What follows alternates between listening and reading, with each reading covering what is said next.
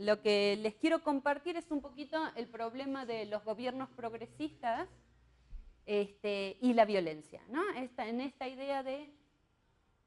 voy a comenzar entonces con un poco de historia, no está puesto ahí en las pantallas, así que aprovecho para contarles. En cursos de América Latina, desde siempre se está usando un texto de Fan Silver, que es un chileno que trabajó en la CEPAL y que trabajó mucho el tema de desarrollo, justamente, y dependencia de la época de Cardoso, Faleto, etc.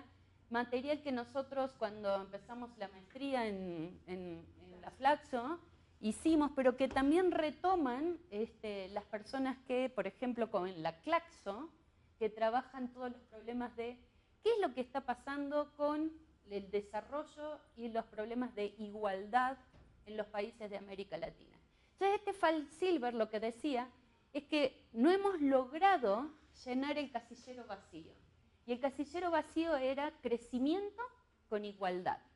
Y entonces él mostraba como distintos países en el mundo que habían logrado completar ese casillero vacío, que era avanzar en el desarrollo de los países, de los estados-nación, pero y que además sí habían logrado tener mejores índices de igualdad social.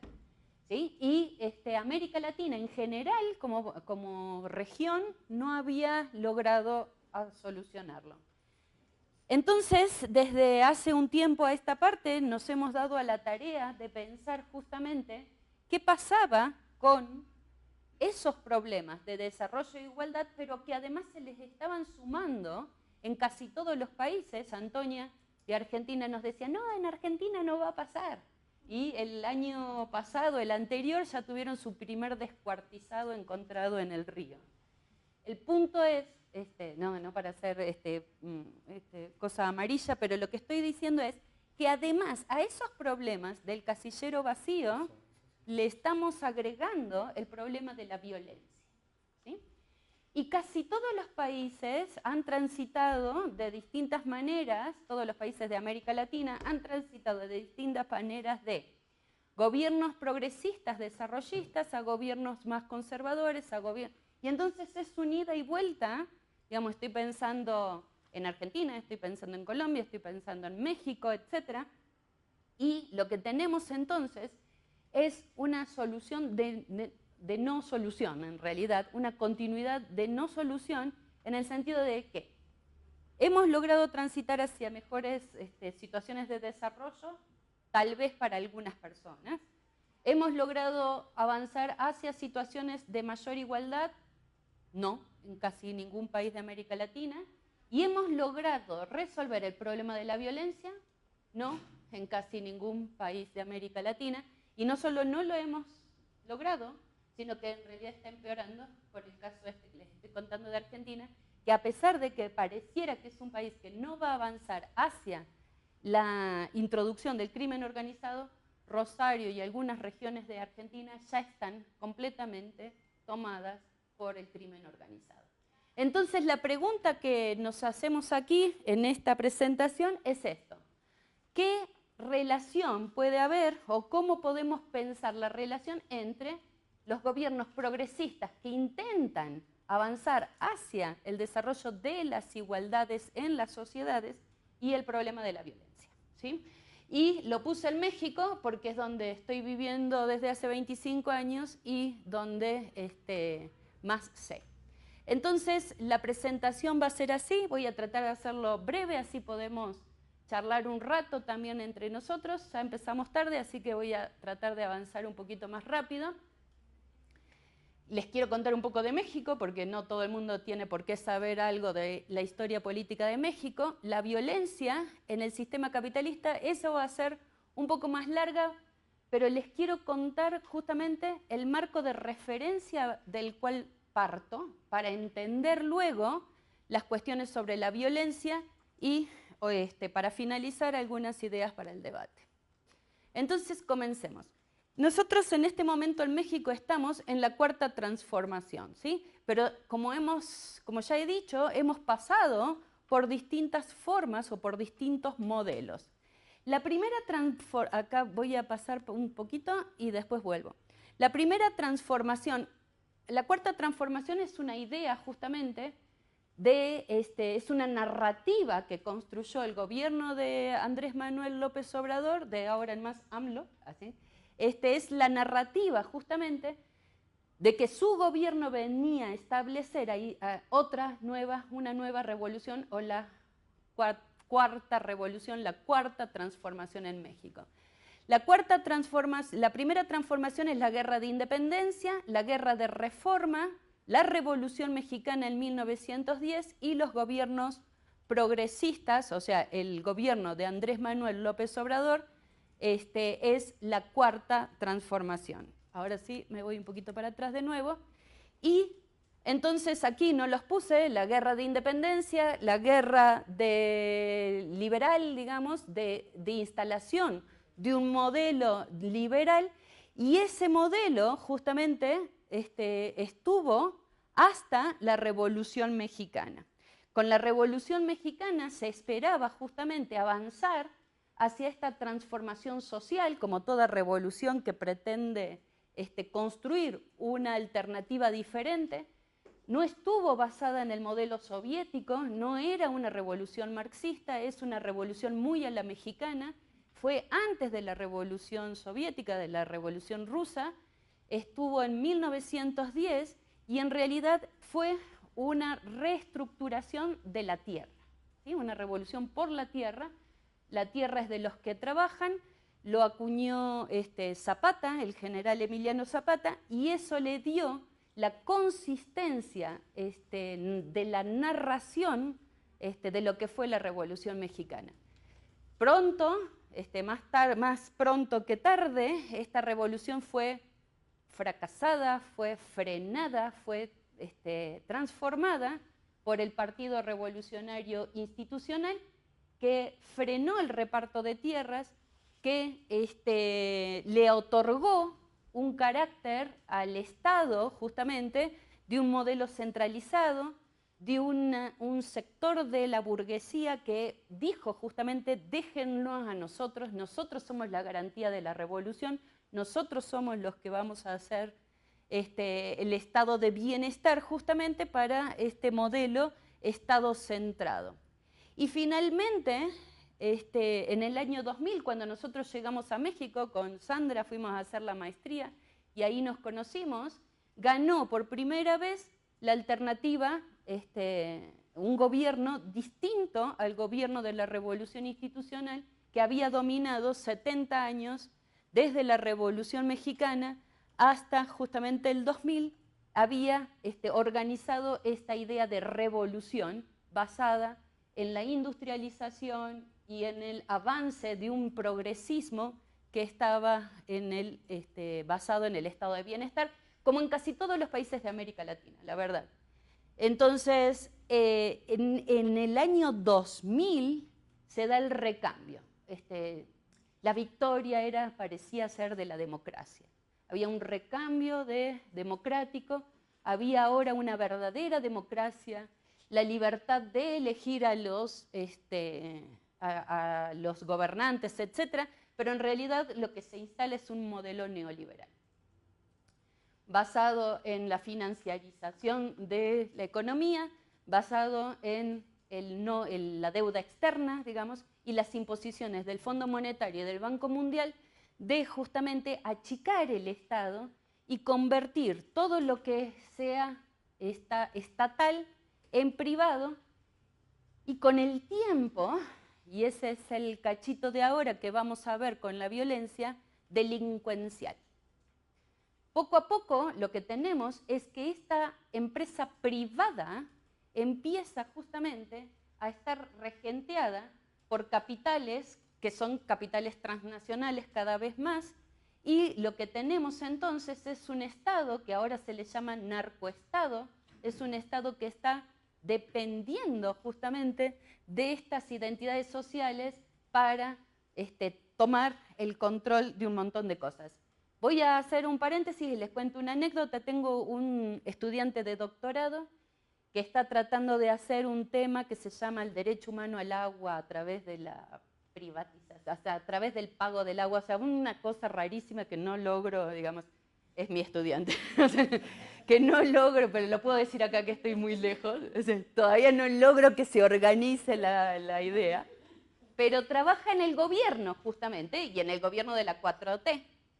Y entonces estamos diciendo justamente que cómo garantizamos el derecho humano al agua, que es un problema porque muchas de las fuentes de agua están tomadas por el crimen organizado.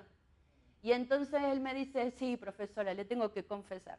Nosotros, desde gobierno, desde la gestión del gobierno del agua, tenemos que pagarle al crimen organizado para que nos dejen pasar. Y es gobierno. ¿Sí estamos de acuerdo? Ok, por eso le puse estado privado delincuencial. No es que el Estado esté netamente compenetrado con el crimen organizado, sino que es algo con el que tienen que vivir, porque es un actor que está inserto en esta situación. Entonces, hasta ahí más o menos la historia política es una historia, obviamente me van a matar los historiadores, es muy básica, pero como para que entiendan justamente dónde estamos ahora.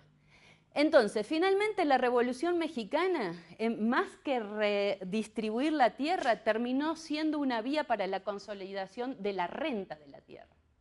Entonces, lo que tenemos ahora es de nuevo una reestructuración de la tierra y un nuevo acaparamiento de la tierra. Nosotros hemos ido al norte a trabajar también el tema del agua, que además de tener todas las presas tomadas por el crimen organizado, también tienen las tierras.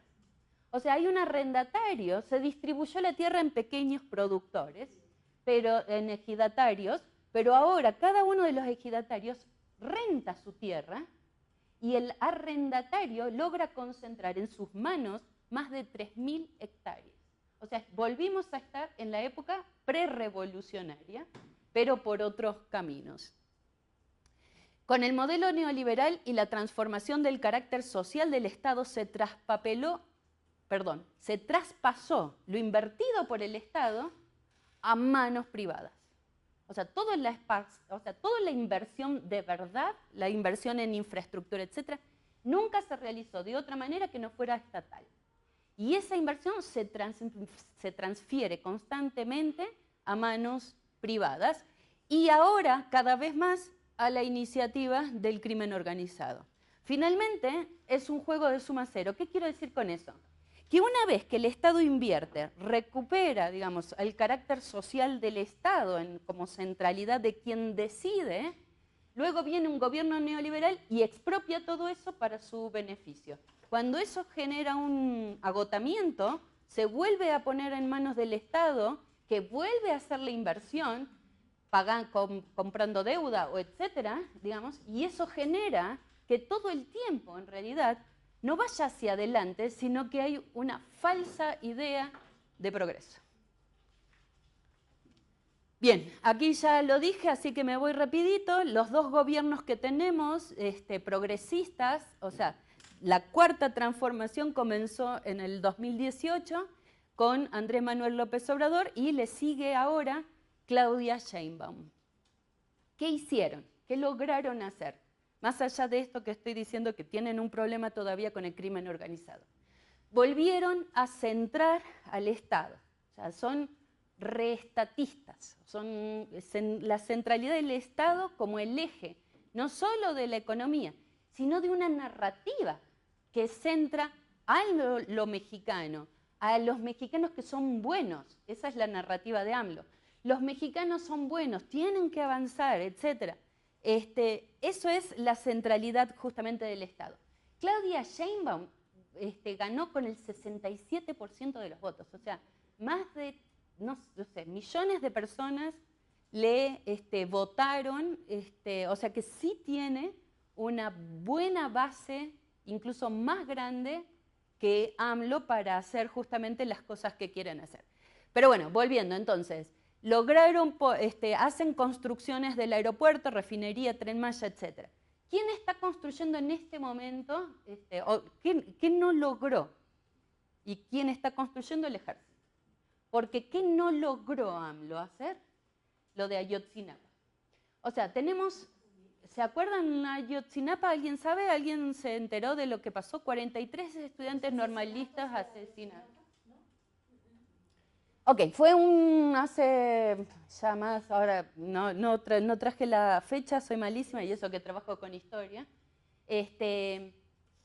Se toma cada 2 de octubre, se rememora el 2 de octubre del 68, que fue el momento en que el ejército mata estudiantes. En el 68 fue el octubre del 68 mexicano, en la época justamente de que había una represión del Estado en contra de los estudiantes y en realidad en contra, debajo de eso, de todas las alternativas que pudieran ser al sistema capitalista, como las guerrillas, etc. La cuestión es que este 2 de octubre, que no me acuerdo, pero 2017 que tal vez fue, 2014, los chicos se toman, como siempre, unos camiones para ir a la marcha del 2 de octubre en la Ciudad de México. Estamos hablando de Iguala, Guerrero, que es una de las zonas más conflictivas de México y sobre todo más violentas. Se toman los camiones y los acorrala primero la policía, luego el ejército y los matan a todos. O sea, aparece solo uno con la cara despellejada. O sea, una cosa terrible que durante mucho tiempo no se supo quién fue y después todo el mundo sabía que fue el Estado. O sea, el Estado es el que mandó, o sea, es una red, digamos, y es donde quedó absolutamente claro que el Estado estaba coludido a su vez con el crimen organizado, que les hace la tarea sucia. Entonces, grupos del crimen organizado destazaron, trocearon y seguramente quemaron a una parte, pero también ahora se sabe que una parte de los estudiantes estuvieron con el ejército y que en realidad primero la policía, etc. O sea, un desastre absoluto desde la primera hasta la última. Cuando AMLO entra, digamos, esto es anecdótico, pero es importante por una cosa. Cuando AMLO entra, tenía todos los elementos para resolver el crimen de Ayotzinapa. Para cuando se va, en el 2024, no lo había logrado. Y la única cuestión por la cual no había logrado es porque tenía que poner presos a los militares y no pudo hacerlo. Y eso justamente hizo que todo el ejército ahora esté dedicado a la construcción. Perdón que me desvíe, pero es que son cosas así como muy puntuales. Entonces, no solo no pudo, sino que le está dando las garantías de construcción de todas las obras públicas del Estado. ¿Los militares están construyendo? Los militares construyen. Son la ingeniería militar. No solo la ingeniería militar. Los militares se están dando, por ejemplo, abono químico a los productores. O sea, están construyendo como toda la cuestión que tiene que ver con el Estado. Con lo que un estado de bienestar debería entregarle a las personas. Bueno, no sé si miedo, pero está rarito, por empezar. O sea, ok. ¿Qué otra cosa es la narrativa de los gobiernos estos? Sobre todo de Claudia Sheinbaum ante Trump. La defensa de la soberanía, ¿sí? Pero por otro lado, la crítica que se le está haciendo a Claudia Sheinbaum es que en realidad no está defendiendo la soberanía porque está poniendo y haciendo todo lo que Trump le está diciendo. Y una de las imágenes justamente últimas es ahora que el presidente de ustedes estuvo en la CELAC justamente con los chinos y obviamente la gran faltante fue Claudia Sheinbaum. ¿Por qué? Porque tiene mucho más que perder haciendo negocios con los chinos que con Estados Unidos y no puede estar en un evento de esa naturaleza. Entonces, el relato, digamos, de Claudia es esto. O sea, nosotros no nos subordinamos, colaboramos, ¿no? Se está diciendo todo el tiempo eso y en realidad Trump está diciendo, jaja, finalmente ellos sí están construyendo el muro.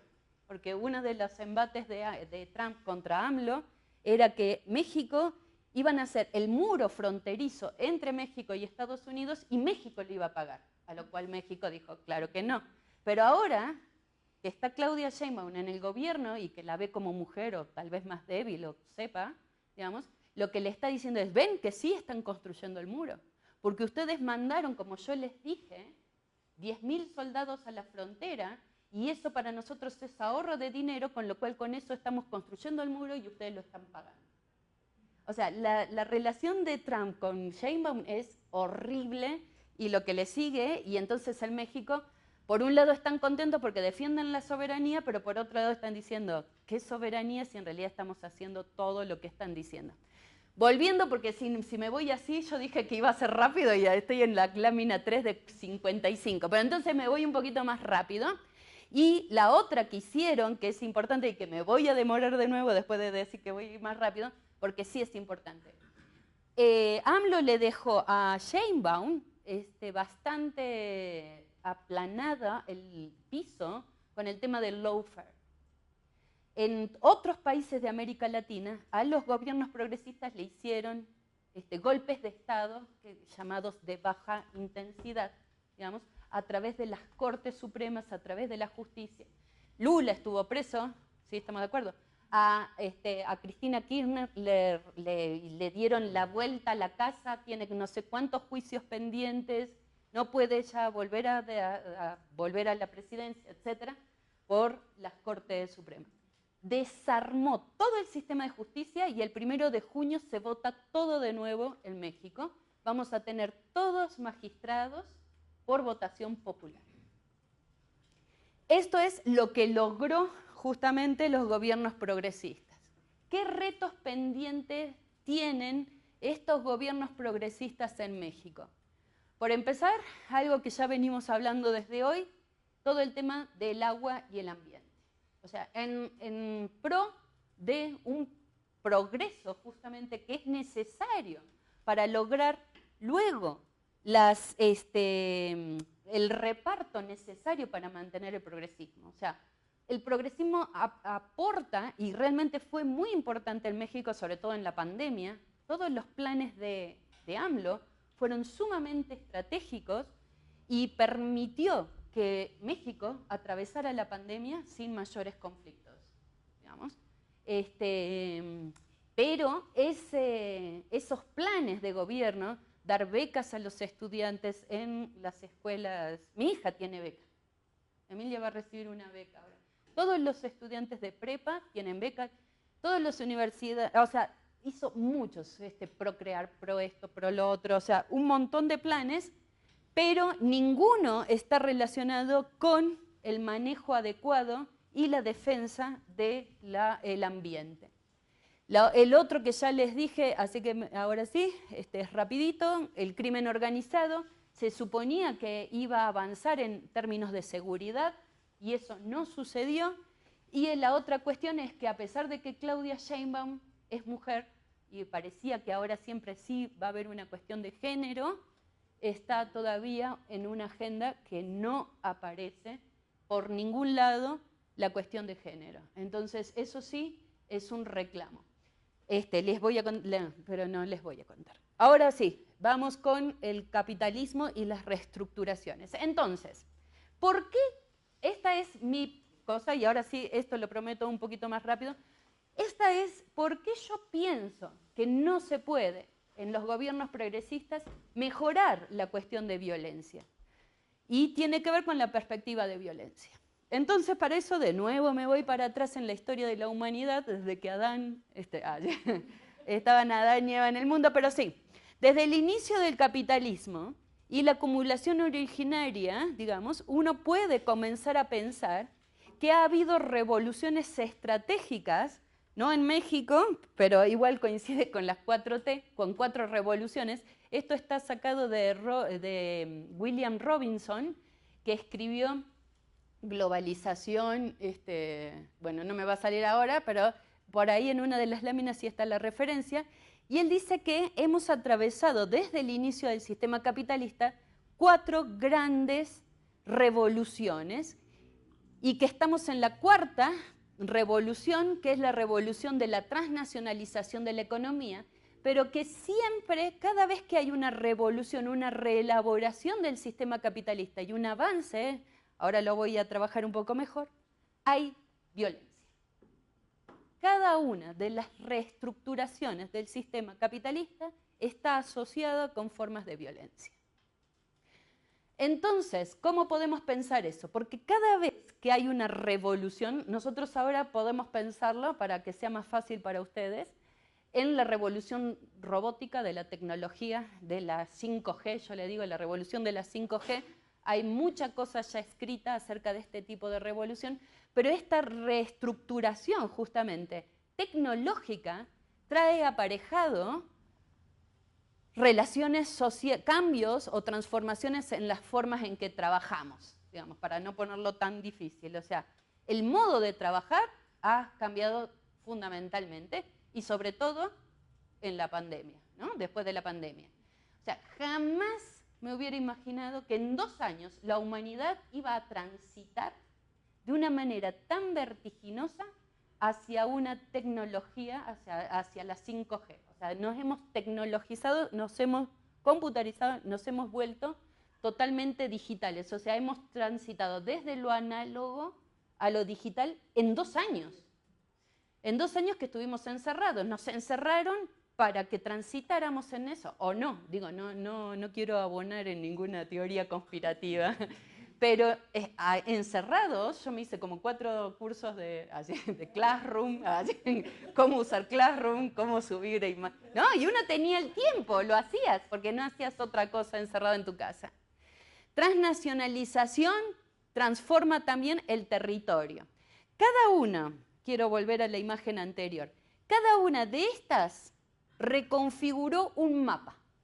Por ejemplo, al final de la Segunda Guerra Mundial, para no irnos tan atrás, se estableció un mapa que no existía en el 1910. ¿Sí? O sea, el mapa del mundo en 1910 cambió para el final de la Segunda Guerra Mundial, porque se reestructuraron un montón de territorios. Lo que estamos diciendo también con esto, que la transnacionalización está cambiando los territorios. ¿Sí? O sea, el Estado-nación es muy difícil que gobierne su propio territorio.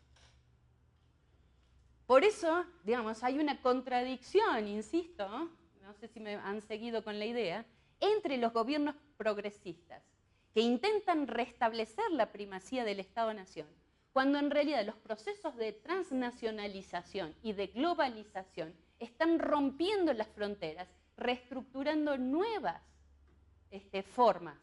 ¿Sí me explico? O sea, uno está globalmente instalado en el mundo. ¿Sí? Ok.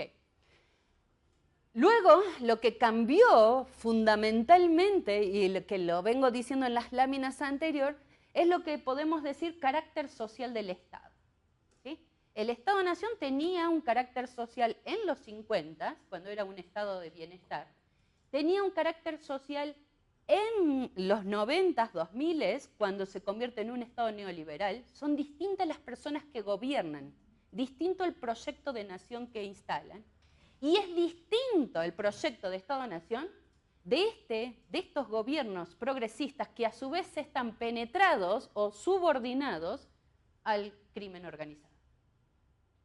O sea, hay que tener en cuenta eso, que quien gobierna está dependiendo tal vez de tomar decisiones porque tiene que en realidad pagarle, como me dijo mi estudiante, a otras personas. Con lo cual tenemos, bueno, y la última es el problema o la estructura de legitimación de la realidad, que es también lo que estuvimos hablando hoy, que tiene que ver con esta idea de la posverdad, que también aquí la compañera estuvo trabajando, que no lo voy a desarrollar, pero que justamente con estas tecnologías estamos absolutamente dependientes de una construcción de verdad que tal vez no sea. Entonces, no hay dato en el mundo que te haga que yo pueda convencerte a vos de que lo que tú estás viendo, eso no es real. Con lo cual, estamos volviendo al mundo feudal, ¿no? En donde, claro, en una magia, en que el mundo es mágico, el mundo funciona como nosotros queremos. A todas las reuniones de estas, en las investigaciones que hemos estado avanzando con Sandra, nosotros pensamos que entonces todo esto, todas estas reestructuraciones forman parte de lo que uno puede pensar como violencia sistémica. O sea, estas reestructuraciones conforman formas de violencia. que no son las violencias que uno está acostumbrado, que la nota roja, no, la violencia que está detrás de la nota roja, la falta de cosas, la falta de construcción de un Estado real, la falta de construcción de una relación de igualdad, la falta de... a eso le pusimos, no nosotros por supuesto, siguiendo a CISEC, le pusimos violencia sistémica, y nuestra hipótesis, no está acá, bueno, no importa. Y nuestra hipótesis es que esta violencia sistémica se relaciona con la violencia de la nota roja, o sea, hay una relación entre una y otra. Ok, entonces, ¿qué tenemos en la fase actual? Hay una migración, ahora lo voy a decir pero con otras palabras, ¿no? Entonces, hay una migración del poder, una pérdida del poder estatal. A pesar de que están tratando de recentrar la cuestión del Estado, a mí, desde mi perspectiva, siento que es más una narrativa que una realidad. O sea, el Estado dejó de tener la capacidad real, digamos, de construir un plan, un plan estratégico de larga duración, y que en realidad estos planes que AMLO presenta están muy bien, yo no estoy en desacuerdo ni nada, pero lo que digo es, se agotan y no tienen una forma de refuncionalizarse. Y si se refuncionalizan es a partir del progreso que es pegado al sistema capitalista, que genera la transnacionalización y que trae al crimen organizado, con lo cual estamos en una paradoja, digamos, en la cual no estamos pudiendo salir. Con lo cual tenemos constantemente crisis de gobernabilidad democrática. La democracia se nos está yendo por las patas. O sea, estamos frente a formas de imposición de la realidad, a formas mucho más trágicas, y en realidad la democracia, uno vota y es cualquier cosa. O sea, no hacen lo que dicen que van. O sea, pueden mentir descaradamente, pueden hacer otra cosa, pueden desdecirte, como yo te digo una cosa, te digo la otra, como dicen en Argentina, que hace Milei. Así como te digo esto, te digo lo otro y también te digo lo recontradicho, y nada tiene sentido ni un eje de verdad. Eso es una crisis de gobierno.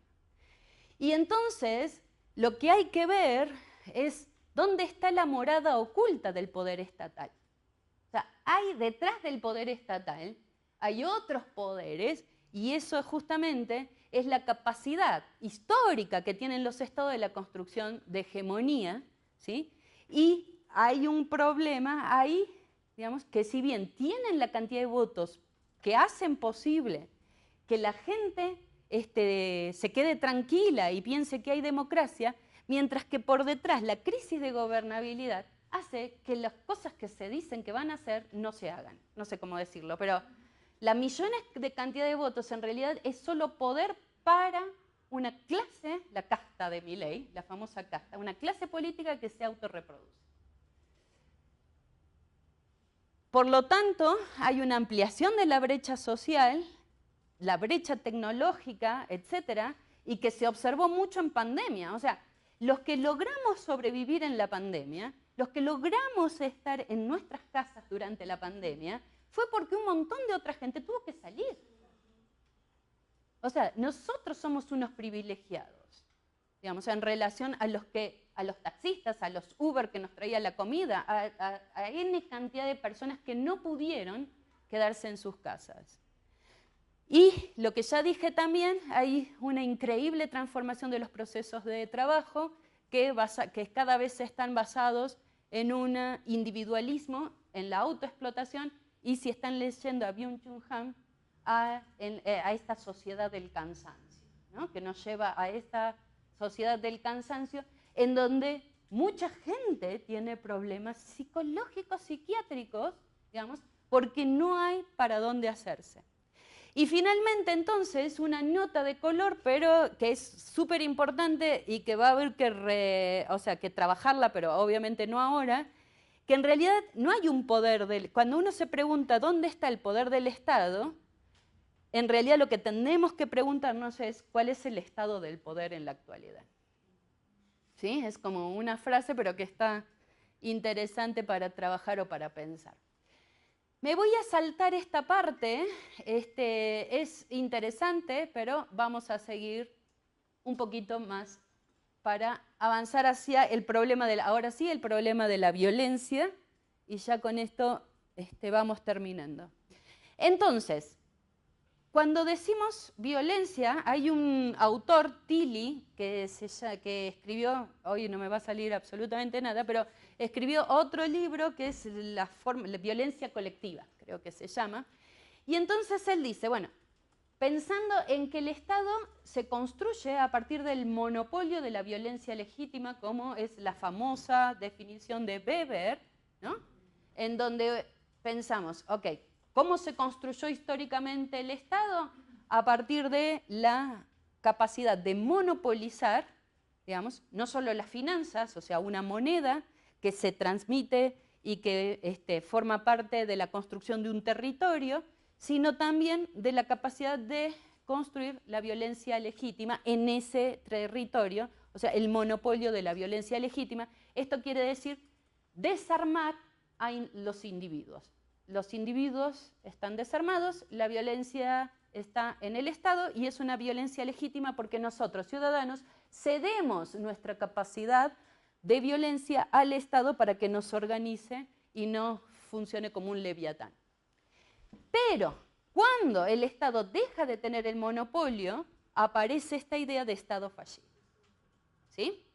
Yo no estoy de acuerdo con esa idea. ¿Sí estamos de acuerdo? O sea, lo que voy a explicar es por qué no en realidad es un Estado fallido, sino que es la forma en cómo el Estado va a ir progresando. Es lo que hace el Estado es esta violencia que tenemos ahora.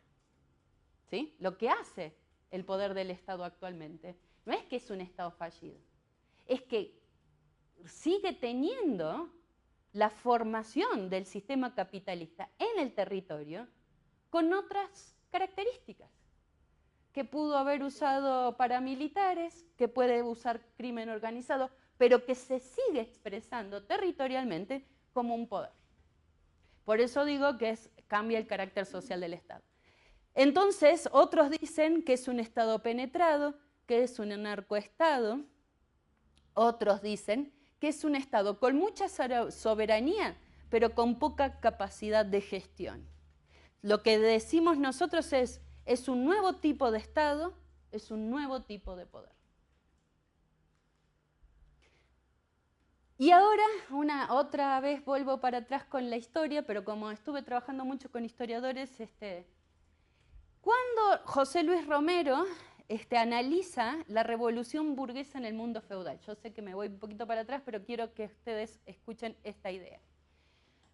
José Luis Romero nos relata en su libro esta idea de que estaban los romanos, bueno, lo voy a contar así, obviamente José Luis Romero lo cuenta mucho mejor, pero estaban los romanos en su ágora, digamos, con su democracia, con sus leyes, etcétera, ¿no? Habían desarrollado todo lo que es el principio de lo que es el derecho actual, ¿no? Se usa mucho, o sea, tenían una sociedad súper avanzada, obviamente para una cierta clase, era una sociedad esclavista, etcétera. Pero, digamos, hubo un momento en que estos romanos, digamos, fueron invadidos por las invasiones germánicas, por las invasiones bárbaras. Estamos en el siglo II y III después de Cristo. Y entonces, lo que dice José Luis Romero de estas invasiones germánicas es que tanta negociación, tantas leyes, etcétera, y finalmente quienes tomaron el poder lo hicieron por la fuerza.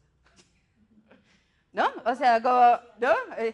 Y entonces aquí las invasiones germánicas en el mundo romano dieron como fruto la monarquía romano-germánica, que a su vez produjo la formación social predominante en la actualidad. O sea, la burguesía no viene del estatus romano que sobrevivió, sino que viene de estas invasiones germánicas que se instalaron en la sociedad, que rompieron con el mundo idílico romano, que los vieron como bárbaros, pero que finalmente gobernaron y que se construyeron en la burguesía que es hoy en día. No estoy por defenestrar ninguna cosa, sino cómo vamos avanzando en la historia. Y entonces la idea es, ¿por qué pensamos que estas invasiones del crimen organizado están viniendo a romper con nuestras conductas? y no pensamos en realidad que es una revolución de los que hemos despojado y dejado sin nada. ¿Sí se entiende la analogía? ¿Sí me van siguiendo? Sé que me cuesta un poco, pero como que me pareció interesante. Para ejercer esto es justamente José Luis Romero, ahora sí lo voy a leer por las dudas por si no quedó algo claro. Para ejercer ese poder unipersonal y absoluto, la monarquía romano-germánica no tenía en efecto otro instrumento que la fuerza.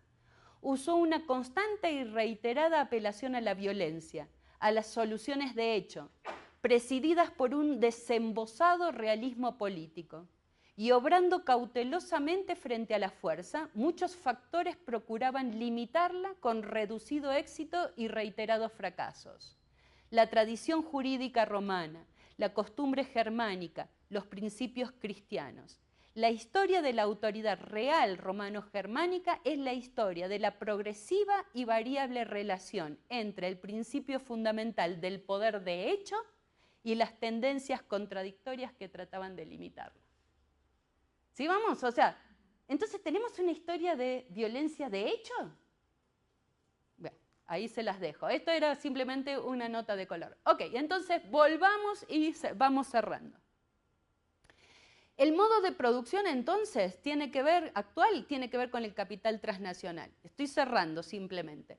Entonces, si vemos a la globalización y a la transnacionalización como un cambio de época, entonces tenemos esta cuarta época de acumulación que viene pegado con una violencia, con una reestructuración del sistema capitalista y con una reestructuración del Estado. Y por más que este gobierno progresista intente reelaborar, finalmente, si creemos en que la historia finalmente es estructurante y no tanto subjetiva, etc., estamos en una tendencia. Habría que verlo, son solo hipótesis. Etienne Balibar y otros hablan del momento del capitalismo absoluto, donde justamente se producen desechables, matables, y se generan dos grandes elementos: la formación de una clase global y el surgimiento de una clase capitalista transnacional y el surgimiento de un Estado transnacional que podríamos pensar está surgiendo. O sea, estamos en crisis porque va a surgir un nuevo tipo de Estado con un nuevo tipo de poder. Son hipótesis, no se preocupen mucho. Entonces, finalmente, el problema que tenemos es si hay realmente una soberanía, cuáles son las relaciones de poder, etc. Entonces, la base social para el ejercicio de la soberanía son los excluidos de este sistema. O sea, lo que estoy diciendo es, hay un tanto por ciento que sí, efectivamente le votó a Claudia Sheinbaum, pero hay un porcentaje sobre el que se basa el crimen organizado, que son los excluidos, los que no votan, los que no importan, los matables, los desechables. Y sobre esos, digamos, no hemos hecho gran cosa, no hemos llegado. Y esos son nuestros invasores germánicos. Esa es como la idea. Se refiere entonces al ejercicio de la autoridad en un cierto territorio. Pero si el Estado a su vez le tiene que pagar a este grupo de gente, ¿qué soberanía estamos hablando? ¿Es una soberanía de hecho? ¿Es una soberanía que se basa en una narrativa nada más? ¿Es una soberanía para un grupo de personas que creen en esa narrativa? Esta autoridad recae en el pueblo, aunque la gente no realiza un ejercicio directo de la misma, sino que delega dicho poder en sus representantes. La soberanía significa independencia, es decir, un poder con competencia total. Entonces la pregunta es sobre qué pueblo y desde qué Estado. Bien, última, ahora sí. Esta es la investigación que hicimos con Sandra. Está un poco viejita, pero no quería dejar de mostrarles porque a mí me parece que teníamos algo entre manos y que tal vez lo podríamos volver a repetir para el 2020 para ver cómo evoluciona. Es una investigación internacional, están 4 países, Argentina, Bolivia, Colombia y México. Era para el 2010, en ese momento Argentina y Bolivia eran los estados progresistas y Colombia y México eran los estados más conservadores. Y lo que estábamos buscando, ¿sí? Sí, ahora se dio la vuelta, y lo que están, bueno, Bolivia hay que ver, y lo que estábamos buscando eran bajas humanas. cómo se construye la baja humana. O sea, cuántos muertos, cuántos heridos, cuántos desaparecidos. No en cantidad, porque el periódico, esto es una base hemerográfica, jamás te va a decir la cantidad real total, sino cómo se estaban construyendo esos, qué nos narraba el periódico, cómo eran las notas periodísticas, etc.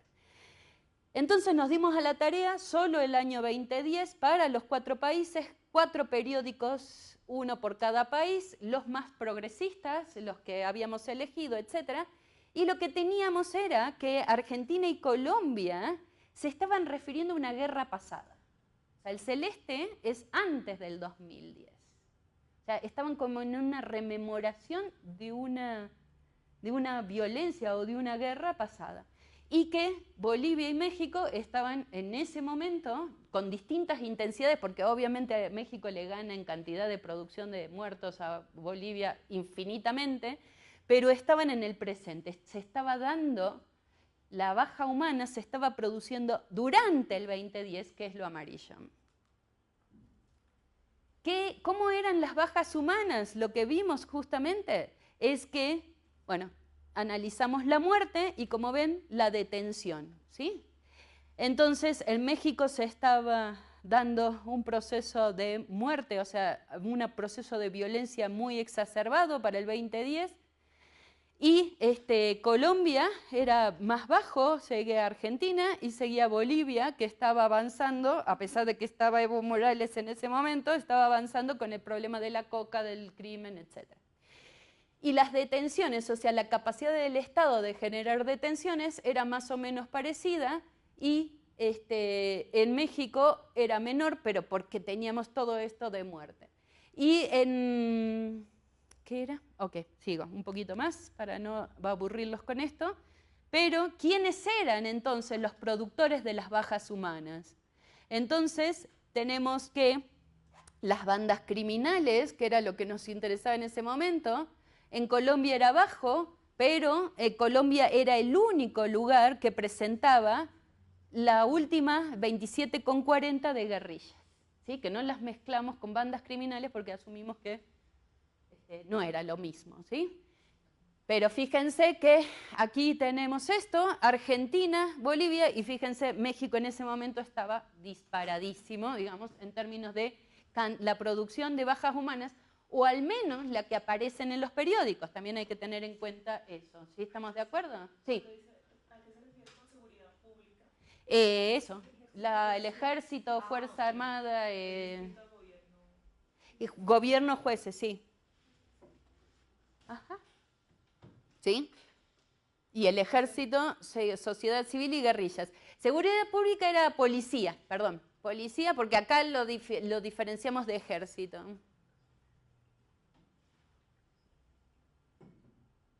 ¿Como víctimas o como victimarios? Ahí ya está, productores, victimarios.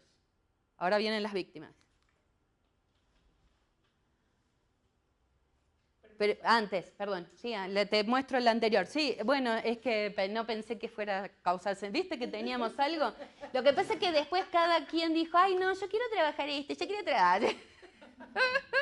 Y entonces desarmamos esta forma y seguimos trabajando, pero con otras formas. Pero sí hay que volver a hacerlo. Sí. Un paréntesis de claridad para el caso de Colombia. Sí, dale. En Colombia. En Colombia. Y es que esta base de datos es una base hemerográfica. Quiere decir que no es una base de datos ni de medicina legal, Ajá. ni de ningún tipo de contador, digamos, de víctimas y victimarios de la violencia, sino es un registro al 10%, en este caso del periódico El Tiempo. Entonces, si uno pone eso, ¿cierto? Y sabe de dónde sale el dato y en qué momento histórico estábamos, 2010. ¿Qué quiere decir? Que estamos en un momento donde, ¿qué pasa con lo que se ve en la prensa y con lo que no? El artículo que yo escribí en ese libro Ajá. se llama justamente Lo que encubre la violencia. Y mi hipótesis ahí era, lo que hay detrás es un encubrimiento y un silenciamiento de la violencia en un régimen de seguridad democrática. Entonces, es muy interesante, sí, teníamos muchas cosas que ver ahí, porque este no es un dato duro, ¿sí?, de muertos contados en cadáveres, sino de bajas humanas reportadas En los periódicos. ¿Sí? Entonces eso, por eso hay que verlos así. Hay que verlos así. No es, o sea, no es la cantidad, Lo que buscábamos era la relación entre quiénes morían, quiénes mataban, ¿sí? Y quiénes mataban a quiénes, ¿no? O sea, como estas relaciones. No podemos contar porque no es, la prensa no es un contador real. ¿Y qué se dice que pasa además? Ahí separaron policía, ejército y gobierno jueces. No entiendo cómo, qué categoría sería. La rosita. O sea, ¿Por los qué? tres serían gobierno, básicamente. Sí, sí, sí. O sea, todo esto Digo, Estado. es Estado, sí. Todo esto es Estado. Y sociedad civil, guerrillas y bandas criminales es no Estado. Tal vez esta sea más clara, porque acá sí justamente los dividimos. Ahí está. Otra precisión. Orden legal y orden delictual. Ahí está. Eso es lo que resume eso. Porque la noción de baja humana no es muertos. Solo muertos. No es solo muertos. Es el daño que se ejerce sobre un sujeto por parte de otro. Entonces eso quiere decir, ahí no está la cifra porque se nos salía que en Colombia, ¿te acuerdas que nos tocó sacarla que era desplazamiento? Ajá. Y nos desaforaba todo con el resto de países. Pero es, entonces, secuestros, robos, heridos, asesinados, levantados, que aquí no llamábamos así, bueno, en fin, sí. todo eso, todo lo que había. Entonces, agresiones sexuales también entraban. Sexuales, sin un filtro previo ideológico, sino lo que mostraba la prensa. Y la baja humana es un sujeto sobre el que un cuerpo ejerce un daño. Que también criticaron mucho la idea de baja humana, porque viene como de la teoría de la guerra, etcétera. Pero bueno, ahí la dejamos. Habría que hacer la comparación con el 2020. Yo insistiría en que estaría buenísimo volver a hacer una medición similar, mismo periódico, etcétera, pero 10 años después a ver qué pasa. ¿Sí? De todos modos, entonces, esto que está preguntando lo juntamos. Todo lo que es el orden legal, o sea, ejército, policía, versus el orden delictual para ver cómo estaba funcionando. Lo interesante es que Bolivia, Argentina y Colombia se están manifestando más o menos similar. O sea, no, lo que estábamos buscando es si los gobiernos progresistas o más conservadores, si el régimen político variaba en la intensidad o en la forma en que se estaba produciendo la baja humana, más allá de la cantidad, sino más bien cómo se estaban produciendo. Y lo que está demostrando es que no hay régimen que logre evitar, ¿no? O sea, ¿no? el proceso de violencia. Por eso también los traje, a pesar de que está un poco viejo esto, lo traje de nuevo a colación, porque ahora cambió, o sea, se cambiaron los tantos y sigue pasando el proceso. Mi idea es que cuando nosotros, bueno, y es la idea que teníamos, no es mi idea, yo estoy mal acostumbrada a hablar así, pero la idea es que cuando nosotros vemos violencia o hablamos de violencia, nos estamos perdiendo que por detrás hay un proceso mucho más estructurante del ejercicio de la violencia, que es lo que traté de mostrarles más hace un ratito, ¿no? O sea, que este proceso de desenvolvimiento del sistema capitalista es la forma en que se está estructurando nuestras relaciones y que eso es una violencia sistémica que tiene correspondencia y relación con la violencia subjetiva entre las personas, que es lo que estamos viendo acá. ¿Sí? Sé que no está demostrado fehacientemente, pero es la idea que quería traerles acá. Sí, perdón. Una claridad para precisión teórica, y es que nos basamos en CISEC, entonces subjetiva no quiere decir simbólica, no es la misma que simbólica, sino subjetiva en CISEC es lo contrario, la violencia entre subjetiva es la que se ejerce entre sujetos. ¿Sí? Para que no haya no es un tema simbólico de la violencia simbólica o expresiva, etcétera, sino es la violencia entre sujetos, o sea, que se ven los cuerpos. Y aquí está lo que preguntaba, ahora sí, estas son las víctimas, pero solo del orden legal. Porque ¿qué nos interesa? Bueno, y además porque tal vez cuando hice la presentación no puse, pero nos había salido en una previa que hicimos, en el informe Bourbaki lo hicimos solo para México, y de ahí salió esta idea. En el 2009 nosotros, nos dimos cuenta de que algo estaba pasando en México, digamos, ¿no? Que esto que están viendo esas curvas que tiene México, o sea, what? O sea, ¿no? Habíamos transitado hacia la democracia, ¿y qué está pasando? O sea, se había exponenciado el tema de la violencia, Calderón había declarado la guerra contra el crimen organizado, o sea, fue un desastre básicamente, y entonces nos interesaba porque nosotros teníamos la hipótesis de que en realidad el orden legal no mataba al crimen organizado, como se supone que tenía que hacer, o sea, policía contra el crimen organizado, sino que el orden legal estaba reprimiendo a la sociedad civil con más intensidad que al crimen organizado. Entonces esa era la hipótesis. Ok, orden legal en Argentina contra la sociedad civil. Pero esto es porque Argentina estaba recordando, recuerdan en la primera cosa, estaba recordando todo lo de los 30.000 desaparecidos. En Colombia también había un tema histórico. Bolivia, Colombia, todos temas históricos. Palacio de Justicia, ¿sí? Entonces, cuando hacíamos la base de datos, si por ejemplo aparecía tantos magistrados desaparecieron en el Palacio de Justicia, pero aparecía la noticia en el tiempo hoy, aunque el Palacio de Justicia fue antes, la registrábamos en la base. Entonces hay mucho de memoria ahí. Como fue en el 2010 se habló también del tema de falsos positivos. Sí. Sí, pero empezando, era como empezando no porque empezara el fenómeno, sino porque empezaba a salir en la prensa. Y entonces todavía no era tan... Entonces es interesante porque ahí hay una dimensión de lo Tendríamos que haberlo cruzado por antes y después. Bueno, no la traje. Pero se puede hacer, ¿eh? O sea, todo esto por antes, durante el 2010, y noticias que referían a antes del 2010. Claro, sí, no va a ser este impacto. Pero en esta, bueno, a mí me interesa, sí, México, lo que nosotros veíamos acá, más allá de la sociedad civil además, era que cuando el crimen organizado se mataba entre sí o cuando el orden legal mataba al crimen organizado, aparecía el tema de los desconocidos. No era el profesor, no era la señorita, no sé qué, no era María, no, ¿sí se entiende? O sea, eran 5 descuartizados, 20 tatá, ¿no?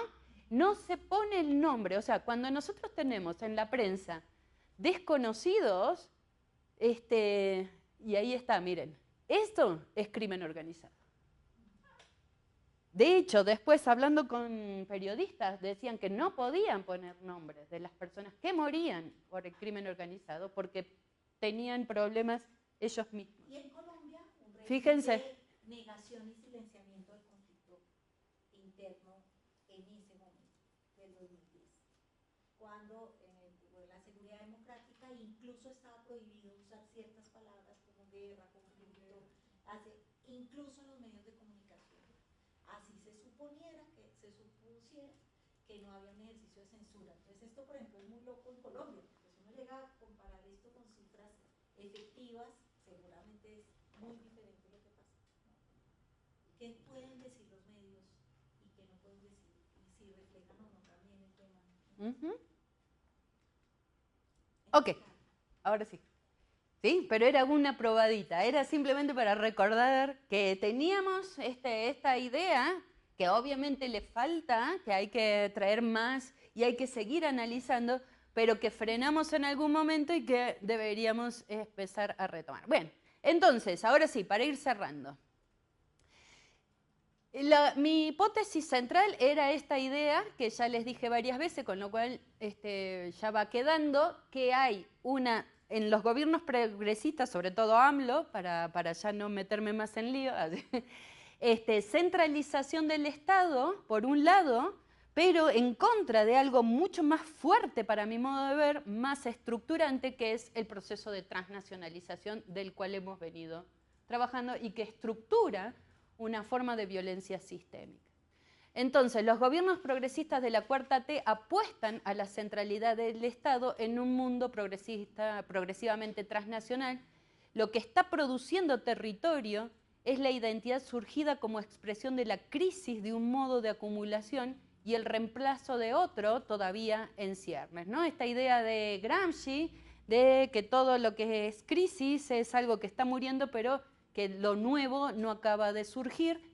Entonces hay un nuevo territorio, hay una nueva territorialización del mundo en general, pero que todavía no está resurgiendo.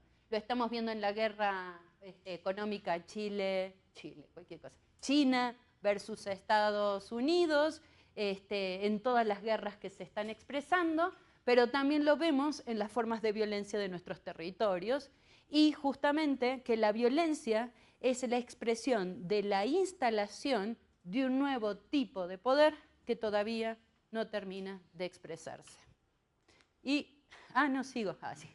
Y que finalmente, para entender esos procesos de poder, esto ya es otra cosa, pero que también siempre me interesa, y que para que el poder es un proceso que posibilita construir y prolongar una relación social. Mediante unos construirán y ejercerán la capacidad de instalar y desencadenar formas de acción en otros.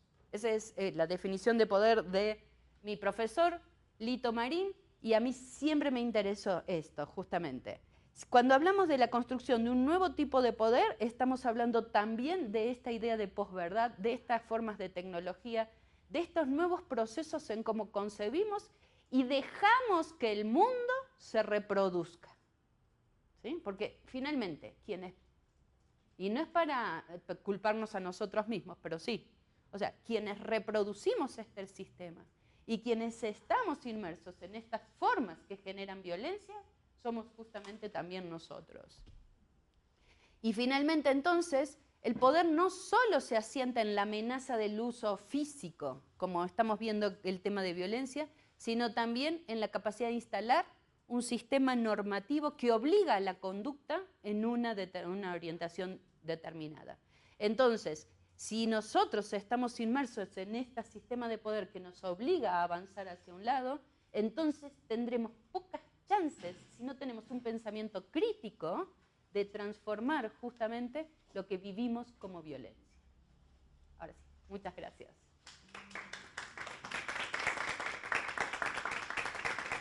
¿Apago? ¿Preguntas? ¿Algo? Los dejé mudos.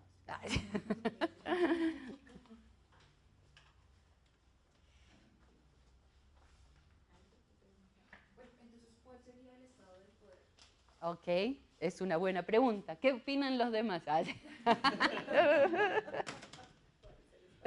¿Cuál es el estado del poder? Ajá, ¿qué entendiste? Pues entendí como que el nuevo estado de poder es el narcoestado. Ajá. Por la violencia y lo que permite el negocio. Y las operaciones transnacionales, o sea, el sistema capitalista reloaded, o sea, la transnacionalización con un nuevo tipo de ejército, con un nuevo tipo de Estado. Pero hay que verlo, porque todavía no se está consolidando. ¿Tenemos la capacidad de cambiar? Esa también es la pregunta que quise instalar sobre el final. Pero nos tenemos que replantear críticamente esto que estamos reproduciendo. Esa es como la idea. Hace poco como que leía un librito que salió de García Linera, editado por cada ella, no recuerdo el nombre de ella ahorita, una filósofa argentina. Y justamente pues hablaban de esto, como el estado liminal en el que nos encontramos en este momento como de cambio, en donde no se termina de configurar o no se termina de cambiar como ese proceso estructurante en la sociedad, como que venimos de un momento económico, digamos casi que postcapitalista, en donde pues está un poco en crisis ese modelo económico y no termina de configurarse un nuevo modelo económico que defina también y que estructure las relaciones humanas en ese intercambio económico que ha sido pues como nos hemos más o menos organizado en los últimos años, ¿no? Como que el sistema económico también organiza las relaciones sociales y en esa crisis del modelo económico también entra en crisis el modelo relacional de la sociedad. Y entonces pues colocaba como, bueno, en este estado en donde nada está, no terminamos de transitar al otro lado y tampoco termina de definirse la crisis y por dónde se va a saldar. Como que América Latina tiene un papel ahí muy importante precisamente porque pues estamos en ese intermedio de estados y de sociedades que pueden, que tienen la capacidad de llegar a un estadio económico e incluso pues político que salga de la dominación, bueno, de la dominancia y que sí, que tenga más autonomía. Ajá. Entonces, como la reflexión era al final, bueno, ¿qué es lo que está haciendo América Latina dentro de esos países progresistas para transitar a eso? Y vemos esfuerzos en gobiernos progresistas como el que estamos hoy viviendo en Colombia. Acabamos de ver lo que Gustavo Petro está haciendo en China, precisamente para generar otro tipo de relaciones económicas que nos lleven a respirar otras formas de relacionamiento con el mundo, pero salió hoy Trump justamente a decir, no les vamos a dejar que esa plata la desembolsen desde el PIB, vamos a bloquearlos y vamos a hacer todo. ¿Cómo hacer? Como para configurar otro tipo de relaciones. Y hay que ver también si los chinos son mejores que los estadounidenses. Ay, perdón, ¿no? Pero yo ya, o sea, porque, digo, finalmente Argentina, parte de su catástrofe actual, también tiene que ver con esto, con que hizo muchísimos negocios con China. Y cuando Estados Unidos volteó y vio, sácate. O sea, para abajo, para atrás. Yo no pondría mi acento en otra relación así. Yo pondría más bien el acento en nuestras sociedades, nuestras todavía capacidades humanas de sentir con otros, de volver a encontrarnos, de, no sé, de armar otra cosa. Porque si no somos completamente más creativos en el sentido de apoyar a otras alternativas, apoyar no sé, en lo básico, no sé, comprar otras cosas o consumir menos, o no sé, no nos van a dejar así de fácil. Pero en la medida en que haya más creatividad, no sé, yo por lo menos dejarlos vivir y no aniquilarlos, por lo menos ya sería ganancia, ¿no? Porque lo que está pasando es que los últimos son los defensores, los últimos que hacen otro tipo de relaciones entre ellos y con el ambiente, son los defensores que en realidad están muriendo. Claro, sí. Y bueno, y ahí Que son las víctimas de este modelo. Y está el planeamiento de justamente cómo hacemos una región mucho más fuerte también, porque bueno, es apuntar hacia otros nodos de relacionamiento económico, pero también entre nosotros cómo formamos ese bloque. Totalmente. De comunidad económica regional. Pero cada vez que se intentó, vos te diste cuenta que no nos dejaron tampoco. O sea, la cantidad de instancias que tiene América Latina de integración es impresionante. Ninguna funcionó. Claro, hasta ahora. No funcionan. Porque no nos han dejado. Pero ahí no nos han dejado. Así como tampoco nos dejaron avanzar hacia la industrialización. O sea, ¿no? Volviendo a Fan Silver, con el que empecé. Quería también como poner un tema que Cari ponía ahí profundo, pensando también en el libro de Nancy Fraser de Capitalismo Caníbal, ¿no? La capacidad, no sé si lo has visto también, que es como la capacidad del capitalismo de reproducirse y autorreproducirse, inguyéndose al mismo incluso, ¿no? Como en una cosa sin posibilidad de detenerse, porque incluso lo que sobra lo engulle, lo que lo traiciona lo engulle y lo refuncionaliza, es una máquina, ¿no? Como la película Barbie, la película feminista Barbie. Sin posibilidad de nada, ¿cierto? Entonces la pregunta es, por eso me gusta la pregunta de cuál es el estado del poder, porque el tema, más allá del sistema capitalista como un asunto externo y unos poderes afuera, es la posibilidad de construir algo adentro. ¿Sí? No sé si me explico, ¿no? Porque el sistema puede seguir engulléndonos y la discursividad y los discursos progresistas o lo que sea pueden seguir, digamos, haciendo intentos o enseñándonos una cosa, pero terminan siempre autotraicionándose porque necesitan, en este caso, el dinero del narcotráfico y el aparato de la delincuencia para continuar haciendo lo que necesitan hacer. Entonces necesito progreso para poder hacer tal cosa, entonces tengo finalmente que pactar con el otro, ¿sí? Y hacer y mantener esa máquina caníbal, ¿sí? Que al final, así logren un poquito de avance, termino otra vez retrocediendo. Esa es un poco la idea, ¿no? La idea, salirse. Claro, como volarse. Sí. Como por esa línea que está mencionando Sandra, se me ocurre como pensar que es curioso que los grupos digamos, armados criminales sí logran hacer eso, ¿no? O sea, sí logran como entender el capitalismo de una forma en la que van marchando con él. Entonces, pues claro, el crimen organizado es pues un negocio transnacional, ¿no? Y uno ve justamente, no sé, una guerrilla binacional como el ELN, o encuentras, por ejemplo, el Tren de Aragua, ¿cierto? Y entonces es como, ellos sí lograron adaptarse y sobrevivir y como que estar ahí, ¿no? Pero curiosamente como que los países implicados no logran como, justamente por una razón que tú mencionaste ahí, ¿no? Es difícil por todo el tema, digamos, de... Exacto, poder como llegar a alianzas para solucionar esos problemas que al final también les afectan a todos, ¿no? Aquí está pasando algo acá en Colombia muy, que a mí me parece esa vaina como otro nivel de todo, y es que en el Catatumbo, es una región del país, hay como, pues ha sido como históricamente productora de coca, ¿no? Y ahí pues violencia sistémica de todo tipo, porque muchos de los problemas que tienen las personas allí que son cultivadoras de coca es que no pueden exportar esa coca. Y no la pueden exportar porque no hay carreteras, o sea, pues, ¿no? Entonces esto le da la entrada justamente a los grupos criminales y a las guerrillas que tenemos hoy, que ya no son de corte ideológico, ¿no? Eso ya, pues, o sea, el ELN y lo que fue las FARC hace mucho tiempo, pues perdieron como esa su razón, digamos, de ser de corte ideológico. En esa misma lógica de autonombramiento. Entraron en esa misma lógica, trabajan con el narcotráfico, aunque digan que no, o sea, ellos son los que están ahí. En Catatumbo principalmente está el ELN y disidencias. Entonces, claro, ellos eran los grandes compradores de esa droga y ellos eran los que la sacaban. Cuando llega el gobierno a decirle a la gente, no, vamos a erradicar, y eso pues ha sido también una discusión en este país como de toda la vida, ¿cierto? No lo han logrado, no. Y no lo han logrado porque obviamente pues por muchos factores, pero no es rentable, y porque si tú además siembras, no sé, manzanas, peras, lo que sea, pues no tienes tampoco una carretera para sacar eso, ¿no?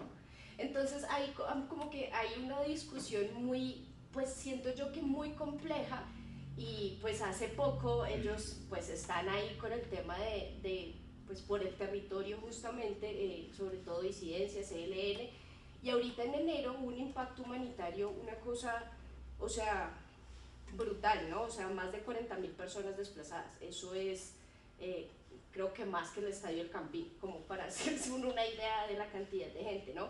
En cuestión de una semana y media. Sí. Entonces, ahí el Estado se queda por otro lado como por primera vez en mucho tiempo sin recursos visiblemente, o sea, visiblemente ante los medios, porque, digamos, pues pasaban cosas, uno sabía que el mantenimiento de los aviones no estaba, que faltaba fuerza pública, bla, bla, bla, bla, ¿no? Pero entonces ya como que la crisis es tan grande que ya es inevitable que aparezcan absolutamente todos los medios, y el gobierno progresista justamente no sabe qué hacer con eso, y yo creo que eso también está ligado como a la idea de siempre querer solucionar todo como con el diálogo o plantearlo desde ahí, no, o sea, los que somos de izquierda no concebimos la violencia de otra forma y no sabemos cómo lidiar con ella.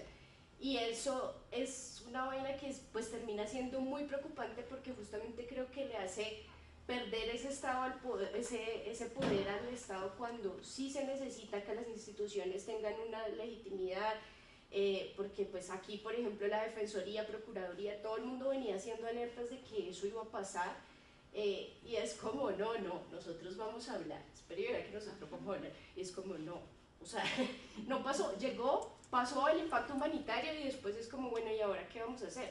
Entonces seguimos teniendo los mismos problemas de siempre, porque no hay forma. Y ahora ¿sí? con una imagen que... Tu ejemplo es muy difícil.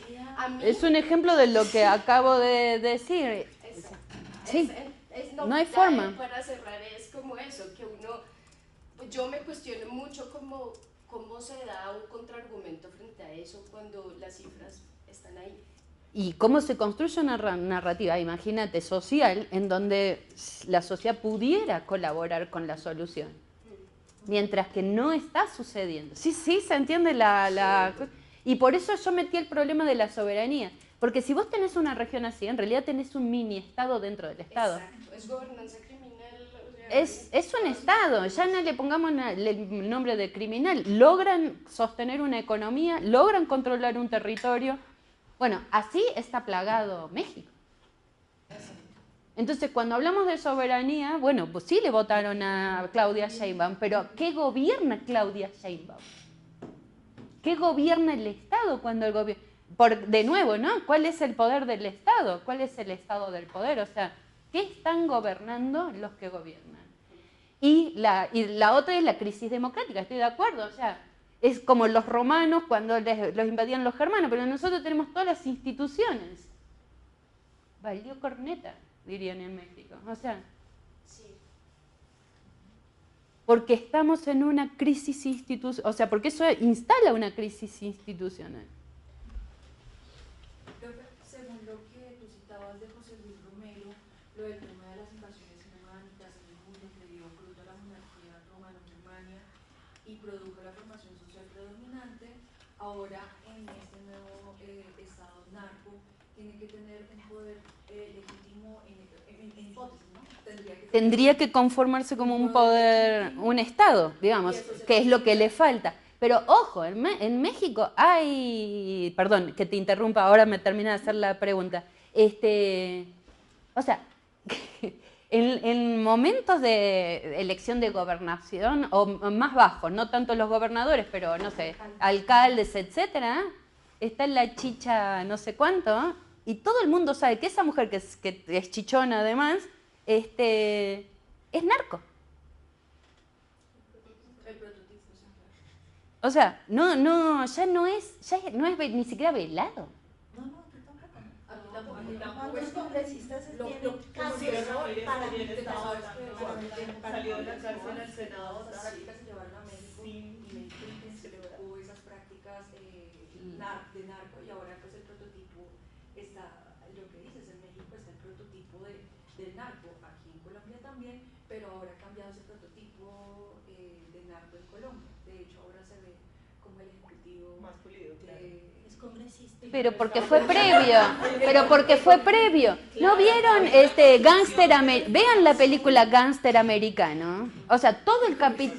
La traquetización de la sociedad. Todo el capital siempre nació criminal. Claro, y la aceptación, la naturalización. Allá habían levantado la mano, sí. Sí, pues respecto a lo que venimos hablando, como que relaciono mucho el tema de las redes sociales, ya que pues la tecnología es la que moviliza hoy como la opinión pública y pues en este sentido las personas que tienen digamos vulnerabilidades para conseguir información un poco menos sesgada se dejan llevar mucho por las redes sociales de rápido consumo tipo TikTok, en donde encuentran reels de organizaciones criminales que muestran mucho dinero, un estilo de vida diferente y la gente desde el consumo de información que tiene dice, uy, qué chévere, de pronto me puedo movilizar a esa ideología de tener rápido un capital de base y mira que ellos lo logran, lo han estudiado y empezaron desde cero como yo y entonces como que en las redes sociales se empieza también a crear ese discurso de la capitalización de la criminalidad que además es como organizaciones con miles de empleados alrededor de todo el mundo que reciben su sueldo y tienen un horario de trabajo y pues están al servicio de este narcoestado. Entonces, pues yo lo relacionaba como con eso, como con el tema de la comunicación y las redes sociales por los discursos y narrativas que se manejan en la prensa actual, sí. que son pues privadas. Una tribalización, unas tribus digitales y en un específico de cada uno, pues llega esa información a cada persona dependiendo pues el perfil que tenga. Ahí yo siempre tengo, y ahora sí, no sé qué hora es, pero vos nos avisás, Sandra, si nos tenemos que desalojar. Mark Bloch es un clásico de la historia, ¿no? Es un historiador, lo asesinaron casi antes de que se acabe la Segunda Guerra Mundial. Sí, tenías otra cosa, pero déjame darle una respuesta a ella. Y escribió un libro maravilloso que se usa muchísimo en historia que se llama Los Reyes Taumaturgos. Cuenta, les voy a hacer un resumen muy breve, pero es un libro así, vale la pena leerlo. Cuenta la historia de Inglaterra y Francia en 1600, 1700, donde los reyes, para demostrar que eran rey, que tenían sangre azul, porque en esa época se creía realmente que la sangre era una cuestión, hacían tocamientos a las personas que tenían como problemas, ¿no? Había una peste, la peste bubónica justamente, y las personas les salían bubas, y esas bubas cuando pasaban al interior eran mortales, ¿no? Era una epidemia, no había capacidad de cura, obviamente no había la medicina que hay ahora, entonces la gente en general se moría.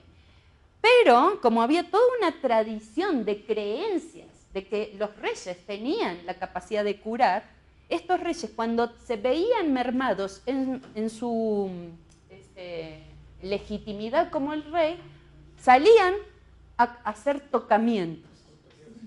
Ajá. Los reyes hacían tocamientos y dejaban, y de ahí viene ir a tocar al santo, ¿no? O sea, que el tocar las imágenes religiosas, incluso se usa mucho en política. Cuando te tocan o te dan la mano, cuando te dan la espalda, cuando te tocan la espalda, los políticos usan mucho el tocamiento. Se supone que había una transmisión de los poderes curativos del rey hacia la población. Y durante un montón de tiempo la gente pensó que se curaba en serio, o sea, que los reyes curaban. Y lo interesante de este Mark Bloch es que dice, ¿por qué pudo durante 2 siglos, en 2 países, Francia e Inglaterra, sobrevivir el rito del tocamiento? Y entonces él lo que dice es, finalmente era una gran mentira, o sea, una gran creencia, un gran rumor, dice, termina diciendo. Una ilusión colectiva. Una ilusión colectiva. Pero el trasfondo era la capacidad de creer de las personas. Entonces, no son las redes sociales, somos nosotros que tenemos esta capacidad de ser influenciados por una falsa realidad sin querer contrastar empíricamente lo que nos están diciendo, porque lo que nos hemos negado es a esta capacidad de tener un pensamiento crítico acerca de lo que en realidad estamos haciendo como sociedad. Claro, porque además también la gente termina inmersa o creyendo esto porque tienes un sistema laboral opresivo. Trabajas 10 horas y te ganas un mínimo y sabes que nunca jamás vas a lograr ahorrar y mejorar tu vida y mejorar tu bienestar, que es lo que deseas y para lo que se supone que trabajas. Y te presentan pues otro trabajo que son menos horas, es menos tiempo, mejor pago. Pero y bueno, al final sí, me tengo que arriesgar un poco, ¿qué más da? Pero bueno, voy a tener un poco más de solvencia, voy a poder disfrutar un poco más, voy a poder vivir un poco más, voy a darme un poco más de bienestar y a los míos, que no me va a dar nunca un empleo formal. Y es como también en lo que estamos en esta pelea. Y esa reducción del Estado, esa disminución del Estado, bueno, porque también esto de cómo fortalecemos la democracia, cuando se necesita más democracia para enfrentar esto, necesitamos más Estado, más instituciones, que contrarresten ese avance de las narcoeconomías, pero cada vez hay discursos como el de Argentina en donde vamos a checar el Estado, el Estado es corrupto, sí, seamos libres, y la libertad es contraria al Estado, el Estado nos oprime, entonces ya es el Estado el que nos oprime y no el que nos garantiza la libertad. Y ese discurso está avanzando cada vez más en la sociedad. Yo creo que y se han apoderado del discurso. Perdón, él está levantando las manos de media hora, por. Sí, quería como continuar también esta idea abordando cómo es que, digamos, partiendo del concepto del tecnofeudalismo, cómo es que justamente esta figura del Estado está pasando, transformándose hacia el entorno digital, como teniendo en cuenta el modelo de, bueno, el metaverso, la representación de la realidad, que aparece incluso otro como sistema financiero, como lo es el blockchain, alternativo a las instituciones financieras que son los bancos.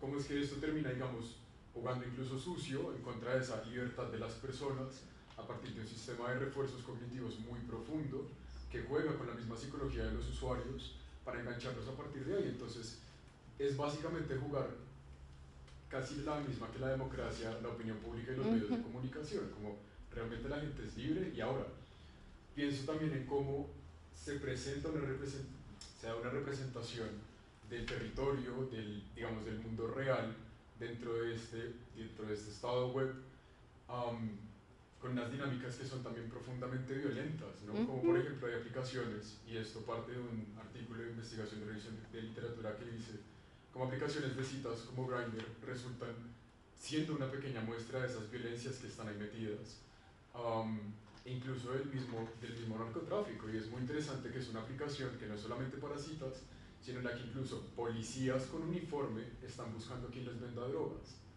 Entonces, esto resulta generando como unas disonancias que dan muestra también de cómo es que esta cuarta revolución ya no solamente viene como con unas violencias y en últimas unas repercusiones en los territorios y en la gente directamente, sino incluso dentro de estos mismos espacios que se vienen creando y que también en últimas terminan quitando un montón de agencia al mismo Estado, ¿no? Al mismo gobierno, porque entonces ya no resultaría siendo el gobernante, como decir, el presidente, sino resulta siendo el dueño de la aplicación, resulta siendo el dueño de la plataforma. Elon Musk. Y sin embargo, cada vez que yo hago la pregunta en mis clases en México, ¿quién es la persona con más poder en México? Todo el mundo me dice, AMLO, Claudia Sheinbaum. Sin precedente. O sea, finalmente, es una narrativa, o sea, el Estado terminó siendo una, bueno, no sé, tal vez está exagerando, una narrativa para un cierto sector que tiene que estar conminado a un territorio, que no puede pasar las fronteras, que tiene que trabajar de manera explotada y que tiene que soportar todas las cuestiones de violencia. Y que a partir de ahí se modifican incluso las conductas de las personas. Es decir, como a partir de estos sistemas y de todas estas creencias y discursos, se motiva a la gente a actuar, a hacer cosas, a moverse, a estar en lugares distintos. Bueno, a trabajar de manera explotada, perdiendo vida simplemente para tener más dinero. Estoy citando a Mujica, que ahora se murió, el último presidente pobre, pobre, pero era el último soñador de ese estilo, o sea, no hay nada distinto. Sí, perdón. Ayer pasó algo aquí muy curioso. Nosotros tenemos una marca que es muy famosa, que es la del pollo frisbee. No sé si ya habrás visto pues como todo lo que pasó. Pero entonces ayer también se tenía que hablar en el Congreso pues de la reforma laboral, de la consulta popular, ¿no? Y justamente eso que le está diciendo de la parte cognitiva del capitalismo, pues es tan loca que yo veía como todo el mundo compartiendo el pinche pollo, no mentiras, o sea, todo el pollo me cae bien, pero como que llega a un punto de saturación todo, ¿no? Entonces todas las marcas empezaron a solidarizarse, ¿no? Porque pues para mí es como reclaro que el marketing es, o sea, tiene esa cosa de oportunismo y de disfrazarlo de solidaridad y de empatía, ¿no? Y estaba todo el mundo compartiendo a las marcas, súper contento, y yo decía como, o sea, todos son empleados, ¿no? Curiosamente, y le están haciendo bombo a las marcas que les pagan mal, que no les pagan las horas extras, que eso debería lo que se debería estar debatiendo. Al empresario. Pero sí, pero la gente misma los estaba defendiendo, ¿no? Está tan interiorizado que era un concepto de solidaridad que nadie, como que la gente, no estaba como pensando en la discusión real de poder allí, justamente. Sí, pero de nuevo, o sea, perdón, un segundito, pero sí, ahí sí la epistemología feminista, o sea, sí hay que retomar el trabajo situado. Si no vamos a poder romper con el sistema capitalista, por lo menos trabajemos desde nosotros, o sea, y ahí sí, el trabajo y la narrativa desde la situación en donde estamos desarrollándonos, desde lo que somos y desde lo que podemos llegar a ser. Creo que es una muy mínima, no es la revolución socialista ideal, pero creo que la revolución que se viene no es la que Marx tampoco había pensado, entonces como que hay que remover algunas cuestiones, sí. Y última, ya nos vamos. Sí. Yo no creo que se necesite más Estado. Es como lo que decías tú, una mente más crítica y un discurso, escuchar más, también tener un poco más de escucha, porque en este momento, como se mezclan tanto lo que decía también la compañera, como tribus digitales, entonces están muy segmentados esos públicos y cada uno, pues ya no hay como una opinión pública, sino ya cada uno está segmentando como esas opiniones. Y por otro lado, pues ya en este momento la guerra que se forma, pues además de la que estamos planteando y lo que decía también el compañero, pues es una guerra como de escenificación, también ya no se cuentan como tanto los argumentos de los políticos como Trump, que es uno que decía quién es el político más poderoso, Trump. Ahora lo que se cuenta más es como ese performance, entonces ahora el concepto de la democracia. Ajá, tal cual. Pero eso para nosotros, los privilegiados. Porque debajo de nosotros están muriendo los que sostienen a este sistema. Nosotros somos los que consumen en la cúspide del sistema. ¿Sí estamos de acuerdo? O sea, sí hay una guerra, pero es para que nosotros soportemos y digamos, dejemos que lo que está abajo funcione. Digamos, nunca, con esto de búsquedas de bajas humanas, no me voy a olvidar nunca de un hombre que lo mataron porque estaba yendo en moto, debe haber estado en algo, seguramente, y en el zapato decía, si me llega a pasar algo, denle este dinero. Al zapato tenía una notita dentro en la suela que decía, si me llega a pasar algo, denle estos 1.000 pesos a mi abuela para que se compre el refri. O sea, esa es la violencia del crimen organizado que nosotros no...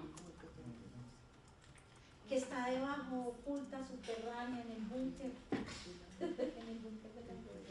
Eso a mí me conmovió. O sea, lo estaban matando por 1.000 pesos y en realidad para comprar un refri. Tampoco es que es tan glamoroso. No todo el mundo tiene tanto dinero. Y además cuando tienen ni siquiera lo pueden usar. O sea, no es tan glamoroso, es más perverso. Pero yo insisto en que trabajemos, o sea, sobre una epistemología autocentrada. ¿Sí? No autorreferida, sino pensando en autosituada. Okay. Muchas